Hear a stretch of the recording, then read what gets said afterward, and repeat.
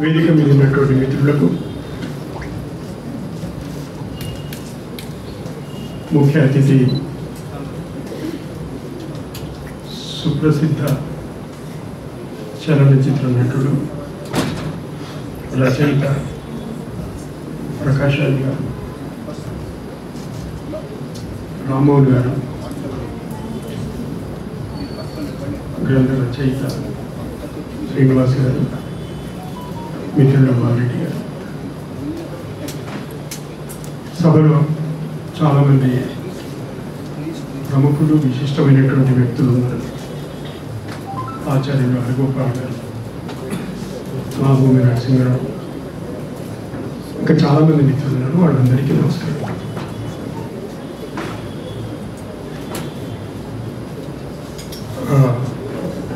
ఒక వయసు వచ్చిన తర్వాత చిన్న చిన్న విషయాలు బాగానే అర్థమవుతాయి, కానీ పెద్ద విషయాలు అర్థం కావు. నేనేదో నాకు రాసిచ్చిన కాగితం చదువుతున్నాను. గ్రంథం ఆవిష్కరించిన తర్వాత ప్రకాష్ రాజ్ గారిని మాట్లాడడం కోరడం జరిగింది. నా ప్రియమిత్రుడు బాలరెడ్డి గారు, సార్ వాడు మాట్లాడి వెళ్ళిపోతే సభలో అలాంటి సభ కాదు, కానీ నాకు ఆ విషయం అర్థమే కాలేదు. అంత పెద్ద విషయం నాకు అర్థం కాదు. అయితే ఒక మాట శ్రీనివాస్ గారికి నేనే చెప్పిన, మీరు చివరిలో మాట్లాడతారు కనుక సభలో ఉన్న వాళ్ళంతా కూర్చొని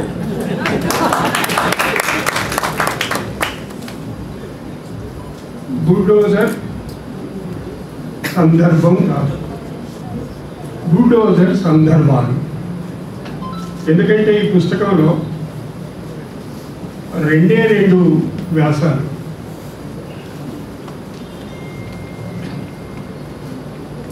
కూల్చివేతల కొత్త రథయాత్ర,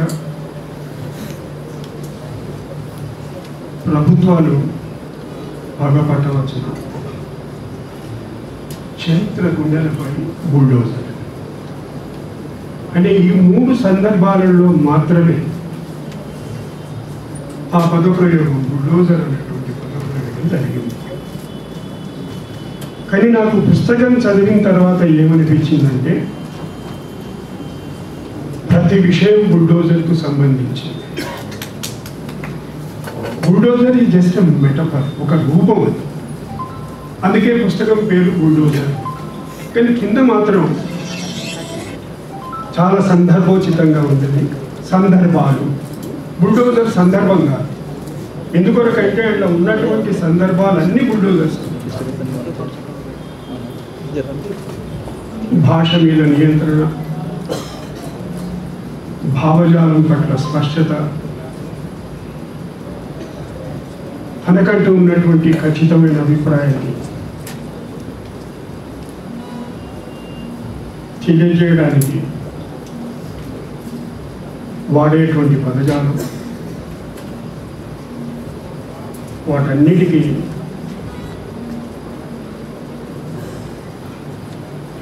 ఈ వ్యాస ప్రతిరూపం. ఆయనని చదువుతున్నప్పుడు పుస్తకం గురించి ఎట్లా రామ్మోహన్ గారు మాట్లాడతారు కనుక నేను శ్రీనివాస్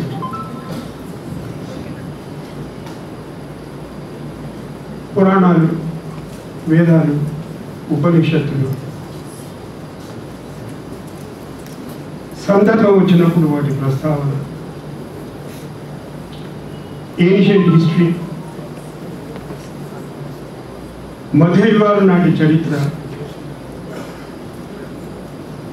ప్రస్తుతం జరుగుతున్నటువంటి తంతు, ప్రస్తుతం జరుగుతున్నటువంటి చరిత్ర అని అనడం లేదు.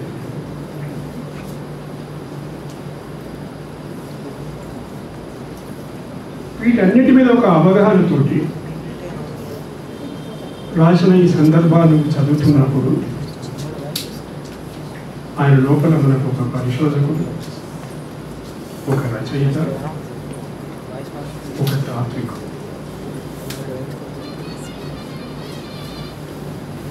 ఇది it's a rare combination. Historian may not be a philosopher, may not have a philosophical outlook. కానీ వీరి లోపల మాత్రం అవన్నీ మనకు కనబట్టి జాగ్రత్తగా చదివి అర్థం చేసుకుని ప్రయత్నం చేసేవాడు.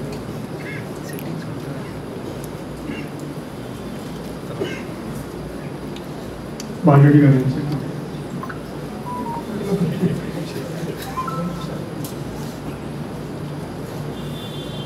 ఇది బాలరెడ్డి గారు, మీరు అధ్యక్షుడు కదా, ఇంతసేపు అయితే మాట్లాడవచ్చు.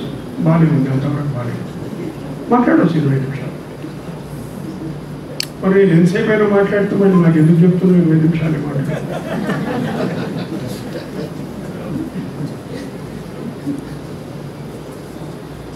నిజమే, సభాధ్యక్షుడిని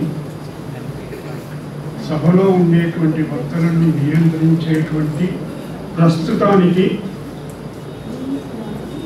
ఏమందాందండి అధికారం ఉందా ఉంది సభాధ్యక్షుడు.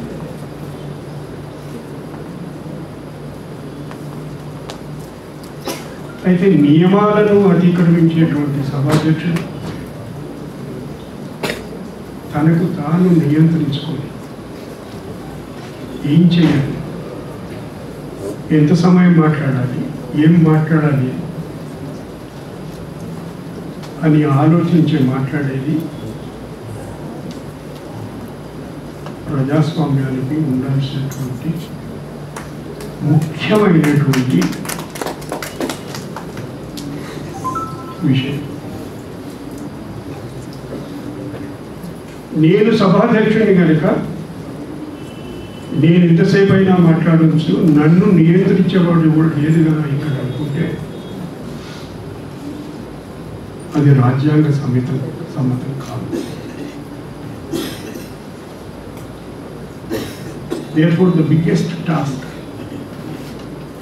for the person who are wielding the power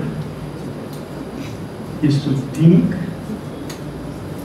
and act and restrain themselves in their action.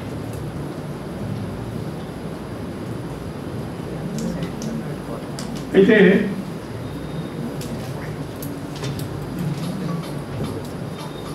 నిన్న ఒక నాకు బాగా పరిచయం ఉన్నటువంటి న్యాయమూర్తి ప్రస్తుతం ఉన్నటువంటి తరుణంలో తనకంటూ ఒక ప్రత్యేకమైన స్థానం సంపాదించుకున్న న్యాయమూర్తి జస్టిస్ కెఎం జోసెఫ్. ఆయన తండ్రి కూడా చాలా గొప్ప న్యాయవేత్త, న్యాయమూర్తి కేకే. ఈ విషయం ఎందుకు ప్రస్తావిస్తున్నా అంటే నిన్న ఆయన పదవీ విరమణ సందర్భంగా చేసినటువంటి ఒక చిన్న ఉపన్యాసంలో ఒక 2 మాటలు అంటారు. అది సుప్రీంకోర్టు తీర్పు కాదు కదా, ఎందుకు మాట్లాడుతున్నారు దాని గురించి ఎవరైనా అడగవచ్చు.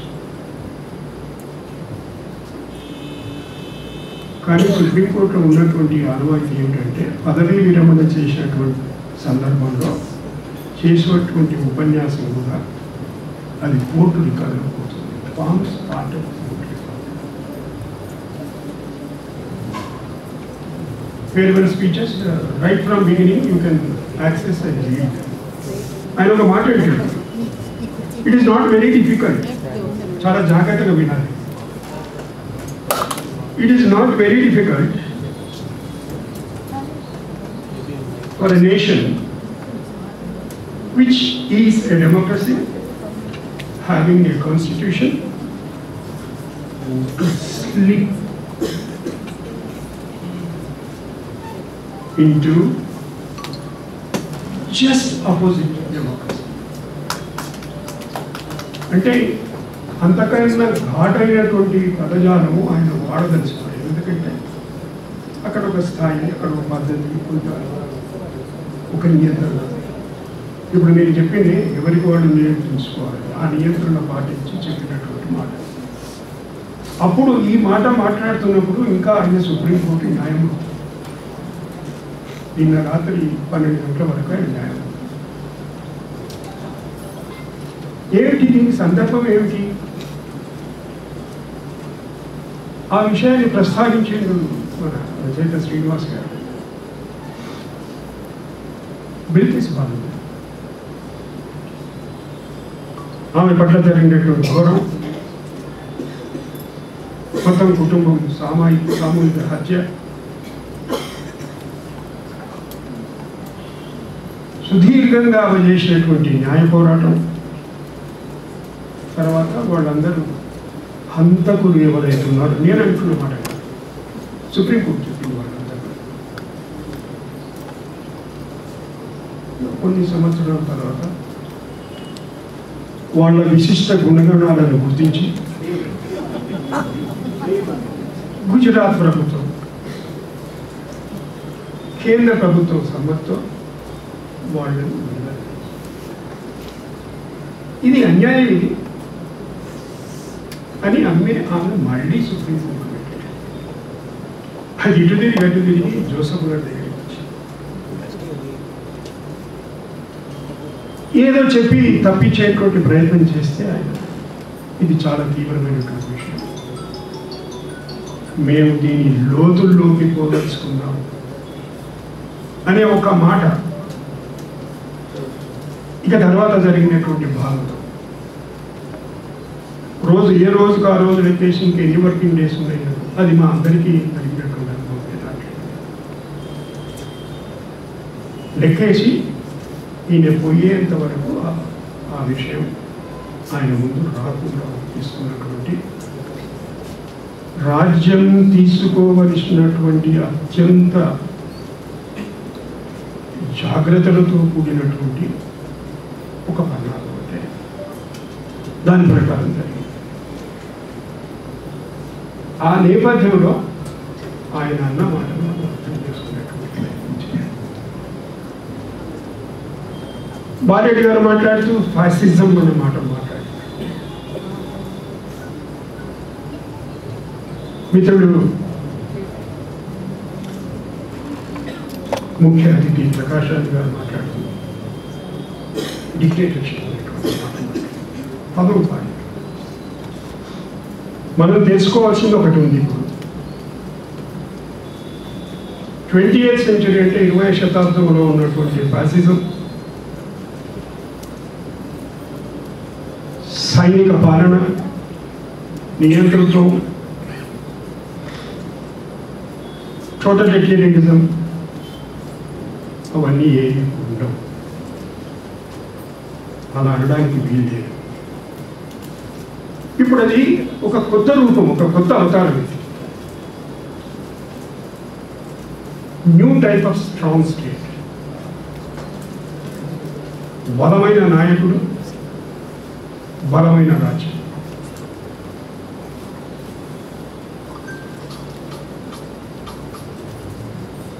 లోహియా గారు అంటుండేవారు, బలమైన రాజ్యం, బలమైన నాయకుడు దేశానికి ప్రమాదం.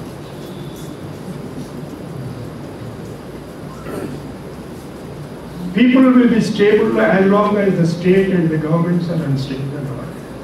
ఏంటి ఎందుకు అనుకుంటాడు, ఎప్పుడు ఇట్లా మాట్లాడుతుంటాడని చాలా చిన్నప్పుడు విన్న మాట. ఇన్నేళ్ళు బట్టి నేను అర్థం కావాలి. అది ఇప్పుడు కొత్త రూపం చేసి ఏమైపోయిందంటే the demagogues run by corporate oligarchs with the help of pliant journalists. Srinivas garu ఇంకా పత్రికా రచయితలు చాలామంది ఉంటే మన్నించాలి. మరి వీళ్ళందరి గురించి చెప్పి నా గురించి కూడా చెప్పుకోవాలి కదా. docile figures, a top-down form of government that has the backing of not just the law enforcement agencies but also backing of millions of loyal subjects, not the citizens, who are willing to lend their support to leaders who offer them tangible benefits. వాళ్ళు ఎటువంటి అమరికలు లేకుండా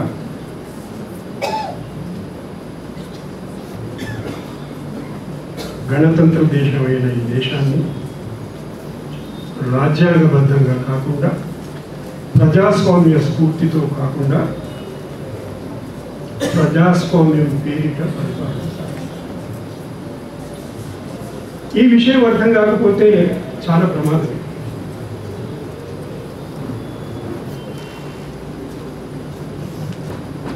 ఎందుకన్నా ఈ మాట corporate పాలిగార్స్ అంటే నిన్న ఇవాళ వార్తలు చూస్తుంటారు.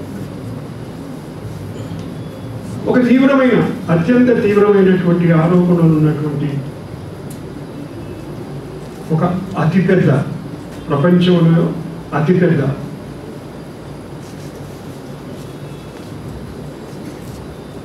కార్పొరేట్ ప్రపంచానికి అధిపతి ఏమి జరగలేదంత సవ్యంగా లేదు. దాని ప్రస్తావన కూడా దీంట్లో ఉంది. అది కూడా ఇది బుల్డోజింగే. ఆయన రాసినప్పుడు కూడా అది కూడా బుల్డోజింగ్.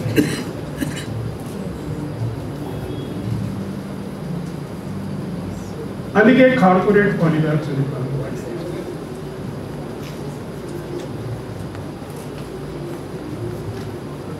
అందుకొరకు మనం ఫాసిజం అనే పదం వాడాల్సిన అవసరం లేదు, డిక్టేటర్షిప్ అనే పదం వాడాల్సిన అవసరం.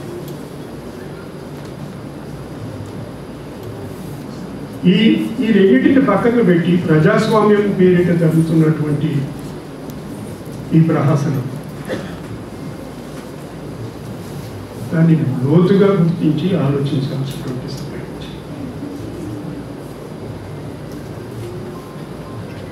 భావ ప్రకటన స్వేచ్ఛ లేదా అంటే ఉంది. నేను మాట్లాడుతున్నాను, ఇప్పటికైతే మాట్లాడుతున్నాను, ప్రకాష్ మాట్లాడుతున్నాను, శ్రీనివాస్ గారు రాస్తున్నాను. కానీ సాయంత్రం మనం 9 గంటలకు చూసేటువంటి యాంకర్స్కు ఉండేటువంటి స్వేచ్ఛ స్వాతంత్రం మనకు కూడా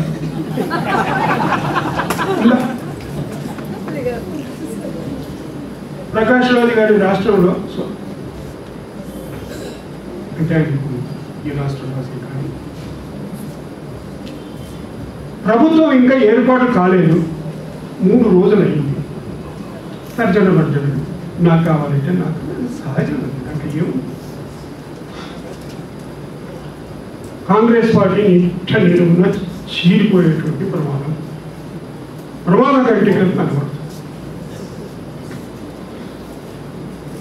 ఆయన ఎవరో ఇప్పుడు డిప్యూటీ చీఫ్ మినిస్టర్ పేరు తిరుగుబాటు సిద్ధరామయ్య విచారం. మల్లికార్జున ఖర్గే గారు ప్రతి 10 నిమిషాలకు బాత్రూమ్ పోతున్నారు. I'm not exaggerating a word. This is what some of the national Hindu channels have said.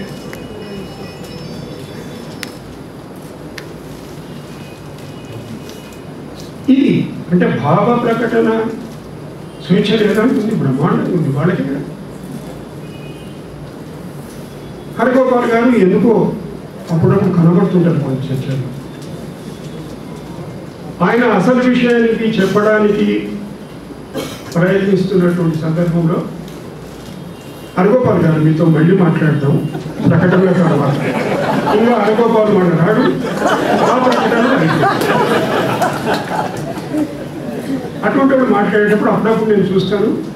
కానీ అప్పుడప్పుడు ఆశ్చర్యం కూడా ఎందుకు ఈయన అంటే ఆయనకి ఇంకా because is always been positive. ఎక్కడ ఇంకేదో ఉంది, సరే ఏదో చెప్పితే 10 నిమిషాలు చెప్తే 5 నిమిషాల టైం ఏదో ఇంటాడు కదా.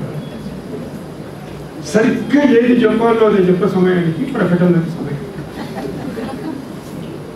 ఎవరికి సమయం కాదంటే మీకు జ్ఞాపకం ఉందో లేదు, just 2 weeks, barely 2 weeks before 2020 lockdown ఒక ప్రముఖ న్యూస్ ఛానల్ మొత్తం entire show for an hour అంటే గ్రాఫ్ ఫ్లో చార్ట్ తీసి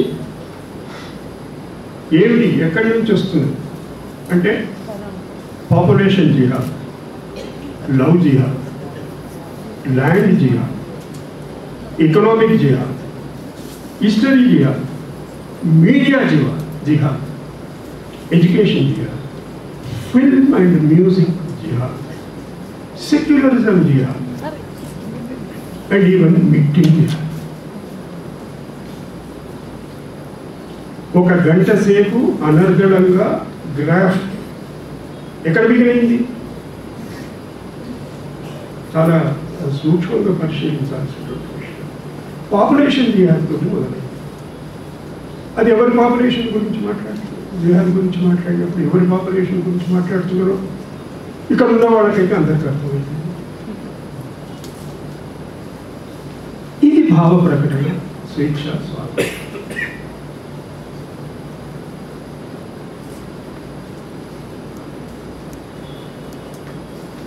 ఈ నేపథ్యంలో రాసినటువంటి సందర్భాలు, బుల్డోజర్ సందర్భాలు, దేనికి అదే ప్రత్యేకత.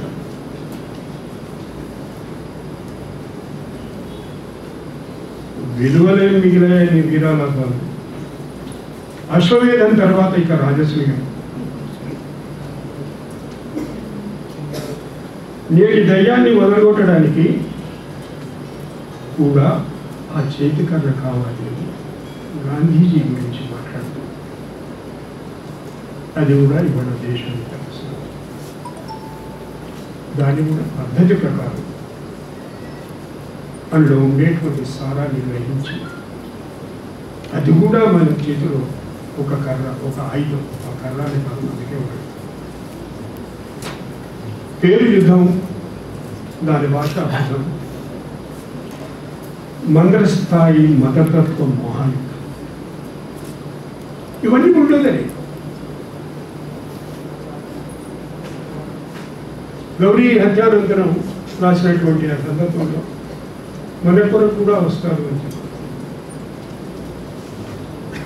అది చదువుతుంటే నాకు నిన్న సుప్రీంకోర్టులో అంటే ఏంటి మాట మాటకు కోర్టు అంటాడు ఏంటంటే అది ఎక్కడ పోదు కదా, అంత తొందర ఉంది కదా ఆ దయ్యం. గోవింద్ పన్సాలే కూతురు ఎందుకు పోయింది సుప్రీంకోర్టు కంటే మీరు ఆశ్చర్యపడవచ్చు. సుప్రీంకోర్టు ఆర్డర్ ప్రకారం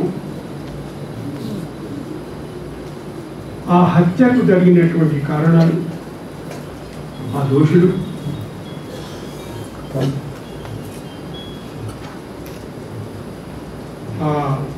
ఆ ప్రక్రియను ఒక కొలికి తెరవడానికి ఏమన్నారంటే ఇది సిబిఐకి వదిలిపెట్టడానికి వీల్లేదు, హైకోర్టు పర్యవేక్షించాలి. High court should monitor this investigation. Supreme court 10 సంవత్సరాలు జరిగింది, ఏమి కాలేదు. ఏమి కాకుండా ఉండడానికి కారణాలు ఏమిటి అని వెతికి వదలు నిస్సిగ్గుగా క్షమించాలి పదం వాడారు. బాంబే అత్యున్నత న్యాయస్థానం ఏమన్నదంటే ఇక మా వల్ల మాకు వేరే పనులు లేవా ఏంటో, ఇంతకన్నా పెద్ద పని ఏముందో నాకు అదే. ఒకవేళ అది నా ముందు ఉంటే అది నాకు అదే పెద్ద ఏంటి, ఇదే పని ఆమెకు.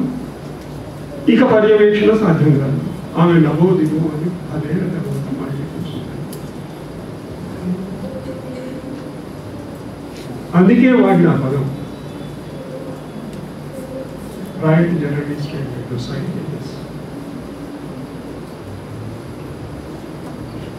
చూడడానికి అంతా బాగానే ఉంటుంది, నియంతృత్వం లేదు, డిక్టేటర్ ఎవరు లేరు,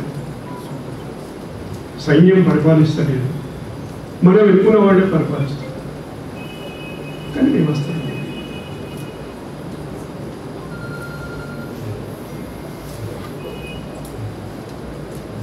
అందుకే నాకు ఏమనిపించిందంటే ఇంకొక విషయం చెప్పి ముగించేస్తాను.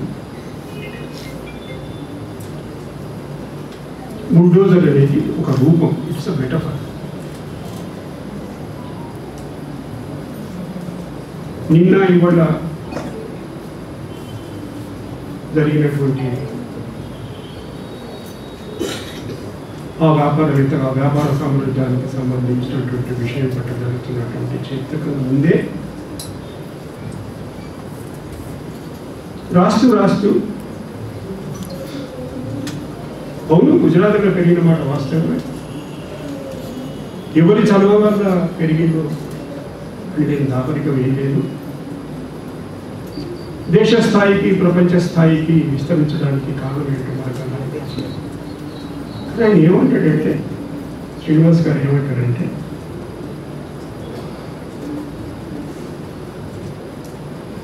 అక్కడే ఆగిపోలేదు కదా, ఆశ్రిత అదానీలు అందరికీ ఉన్నారు కదా. This is the problem.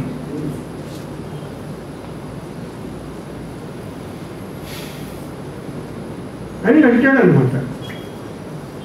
ఇంతకుముందు విచ్చలవిడిగా హద్దుబద్దు లేకుండా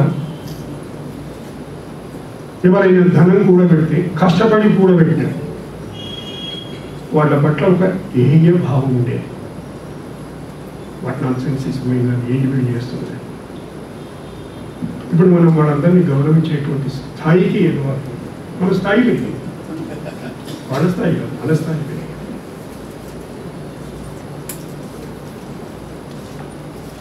అని దాన్ని ఏర్పడేటువంటి సందర్భం, దాని ప్రణాళిక, దాని పోరాటం, అది రూపాంతరం చెంది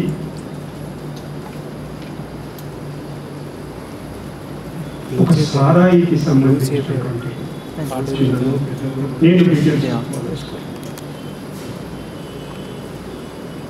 దాంట్లో ఇరుక్కుంటే ఈ ఆశ్రిత అదానీలు, అన్ని ప్రాంతాల్లో ఉండేటువంటి ఆశ్రిత అదానీలు కలిసి నిస్సిగ్గుగా ప్రైవేటు జెట్ విమానాలలో ప్రయాణం చేస్తున్నటువంటి సందర్భం. ఇది బుల్డోజింగ్. మనందరినీ బుల్డోజ్ చేయడం, ఏం చేసుకుంటారు చేసుకోకుండా ఎవడు ఏమో అంటే సాయంత్రం 10 రూపాయల నుంచో 10 నిమిషాలు ఏమో మాట్లాడతారు. మాట్లాడనిస్తే ఏమవుతుంది, దానివల్ల చాలా దృష్టి. అందుకే నాకు ప్రతిదీ సందర్భమే. బాలరెడ్డి గారు 20 నిమిషాలు అనుకున్నారు. ఆయన చెప్పినా చెప్పకుండా నన్ను నేను నియంత్రించుకోవాలి కనుక, ప్రజాస్వామ్యంలో ఇంకా కొంత విశ్వాసం ఉంది కనుక మాట్లాడేటువంటి అవకాశం ఇచ్చిన మీ అందరికీ మీ ఓపికలు నమస్కారం.